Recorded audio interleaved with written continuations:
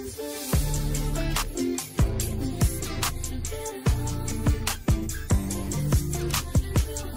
guys, welcome back to my channel. Today's video is going to be my reaction to Gabriel's Rapture sneak peek that was released shortly after part 3 was. I thought that I would sit and film this and react to it because I love talking to you guys about your just thoughts and opinions on the whole Gabriel Inferno production, I guess. I've been talking to you guys for the past like 2 days, and it's been really fun just like hearing what you guys thought and your takeaway from the movie was. So I thought, why not do this too? So without talking too much more, I'm gonna get into the video. Yeah, so without further ado, let's start. You kept your relationship secret, so now you look guilty. Gabriel, what happened?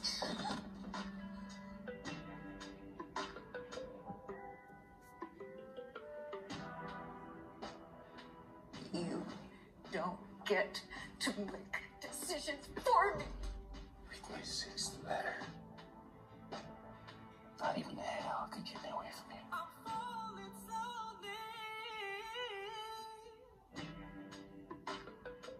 Okay guys, so from what I just saw, it looks like the second film is going to be more conflict heavy, have more problems in it, and I think that's really great. From what I remember from the book, they're going to talk more about the problem with them, you know, even dating, because he is a professor and that's like it's the rules. And so I'm really excited to see that, because obviously from the first movie, we see like it's just the development of their relationship, and it seems like a really kind of happy couple kind of situation. And for us as the audience, we got to like see them just, you know, just see their relationship, and that's kind of what the first movie focused on.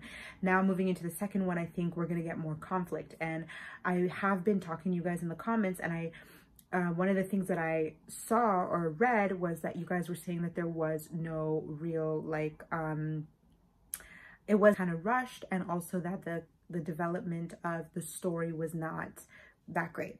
And you're kind of right. It's true. The story, I think for the first one, it was just they tried to focus heavily on the relationship. And I think Passion Flix got it right when it came to, like I said in my last video, casting them. They have great chemistry. And I think that really, you know, is the structure of the movie, at least for the first one. For the second one, we're gonna need to see more if they do plan on making the rest of the books. Obviously, we're gonna need more than just, you know, cute scenes of them, because we need problems, we need conflict, we need those things. And I think that's what they're going to do anyways. It looks like it from this. There's going to be more problems. You're going to see, I'm really excited to actually see Julia get mad and see her kind of be just, she kind of has this sad thing about her, this sad flow, and then she has these little happy moments. But I'm really excited to see her get mad and towards Gabriel. Like that, like what I just saw in the trailer. So we're gonna see more of that, so kind of a little bit of range in her acting. And yeah, overall I'm really excited just to see the progression of this story. I think also a lot of you, from what you guys were saying, you were saying that it was kind of rushed. I think for Passion Flix, personally, Gabriel's Inferno, I think it's the best out of all of theirs. Romance movies in general, for me, my favorite romance movies, Nicholas Sparks.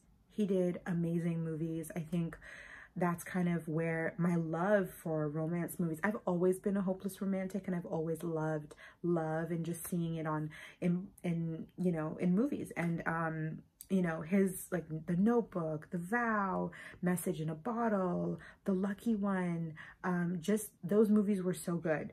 And so for me, we kind of, like, they've stopped making those kind of movies, you know, like those big production movies. Of course, they're going to be so much better and better quality. They have the money to get good seasoned actors.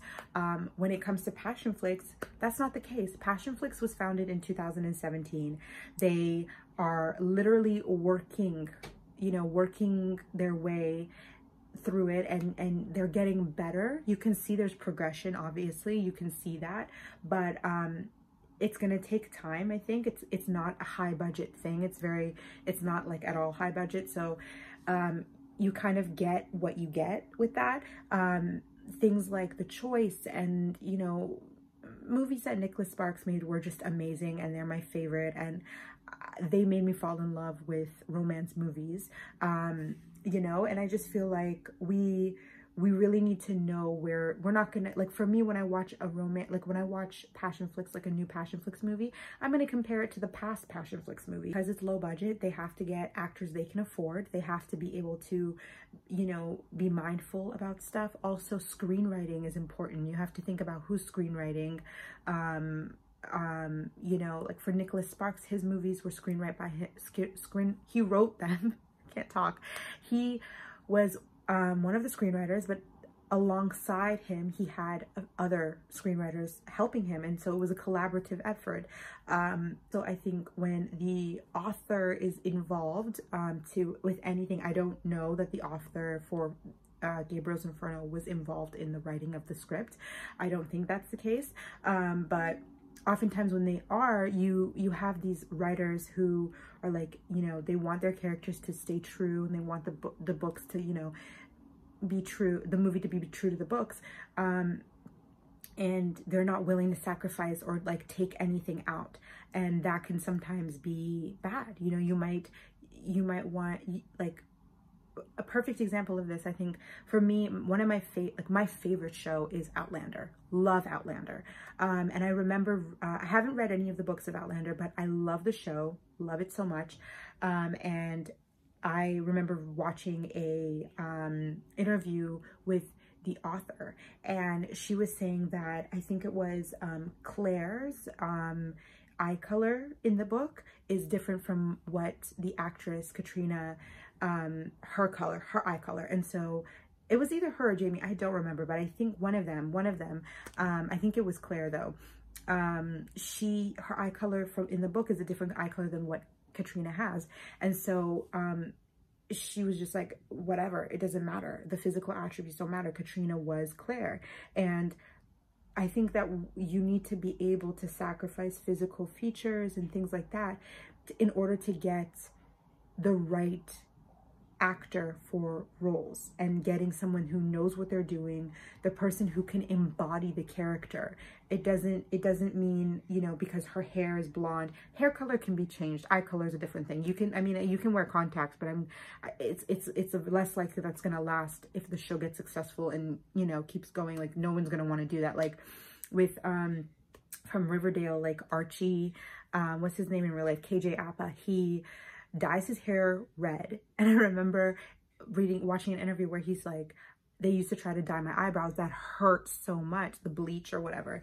And he was like, that had to stop. That was just not happening. So I feel like it's really important, like physical things, we might get hung up on them, but they don't matter really, as long as the character, you know, is good, or the actor is good at what they're doing and can really embody the character. So yeah, for me, I think as far as casting wise, and as far as the couple for this specific project, Gabriel's Inferno, I think they did a really good job casting as far compared to other past passion flicks, you know, movies. But as far as like comparing it with like iconic romance movies like The Notebook and like other stuff that had larger budget and better production, it's just not happening. So yeah, that's kind of where I am with that. I definitely would say that Gabriel's Inferno is probably my favorite out of all the passion flicks. It's number one. They did a good job with casting for this one, and I think it didn't feel for me like kind of uncomfortable or weird with the two of them. I think it really worked, and just from seeing this trailer for the next one, it looks interesting. So I'm really excited to see it. I'm excited to see their more range in their acting. I'm excited to see more story, more of the other relationships in Gabriel Inferno series being developed better. Just to see all of that, and to see the problems that they're gonna face and all of that stuff. So I'm excited to see that stuff. It's also a refresher because it's been a while since I've read the Gabriel Inferno series. I am intrigued and excited to see the next film. I can't wait to see. I hope it's, you know, there's more, like you guys were saying, you're not wrong with the story. I think the story did need more work for sure. But I think for me, I was so zeroed in on just the relationship and the couple and the chemistry, and I was really happy with that.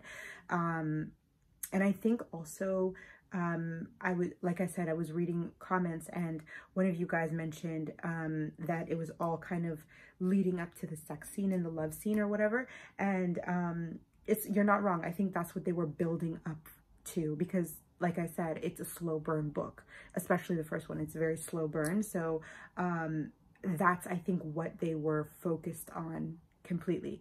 And that may have led to the downfall to other parts of the movie, but I mean, it is what it is. It's not a high production thing. I'm, you know, like, I don't know. But for me, I think I'm definitely going to watch the next one. I'm definitely going to love to see it. It looks interesting from the trailer. So yeah, that's pretty much everything that I have to say on the matter. No more rambling. Thank you guys so much for watching. Thank you guys for subscribing and for liking my videos. I do really appreciate it. I will see you guys all in the next one.